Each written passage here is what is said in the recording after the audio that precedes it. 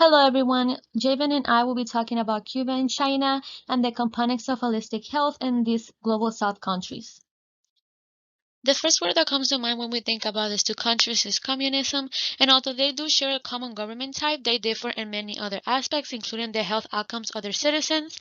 In this presentation, we will be exploring different factors that affect the holistic health of Cuban and Chinese individuals and the classification of each country as Global North or Global South.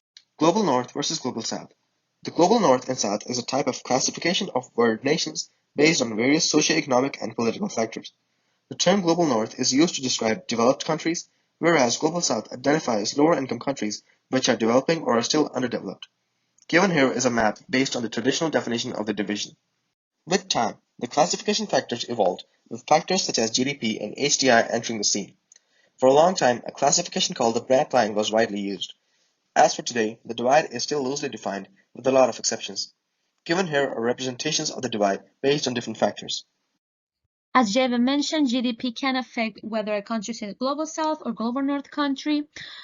In fact, according to the Royal Geographical Society, countries with a GPD lower than $10,700 fall under the global south category, as in the case of Cuba. Although Cuba does have a very high HDI, Cuba does also have a unstable type of government and very low index of freedom that overall makes it a global south country.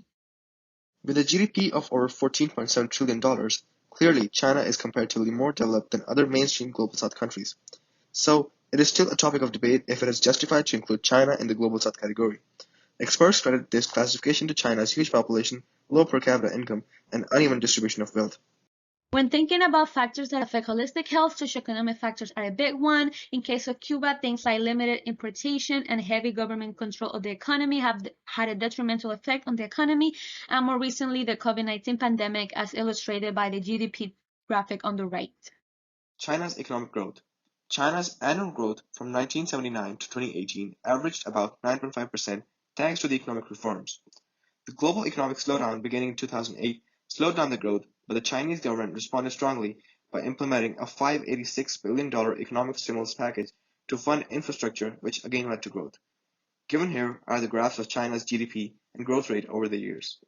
Economists generally attribute China's brilliant economic growth to two main factors: large-scale capital investment and rapid productivity growth.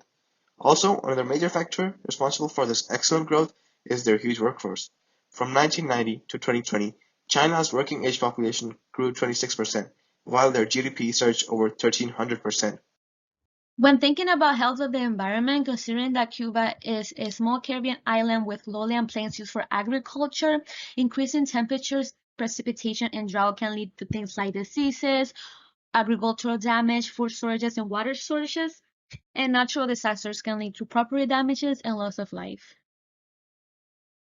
After such rapid development, industrialization, and modernization, China is one of the world's largest economies now. But on the other hand, China also faces major pollution threats. As early as 2007, a World Bank study found that the health costs of air and water pollution in China amounted to about 4.3% of China's GDP. Given here is a chart based on deaths in China due to outdoor air pollution.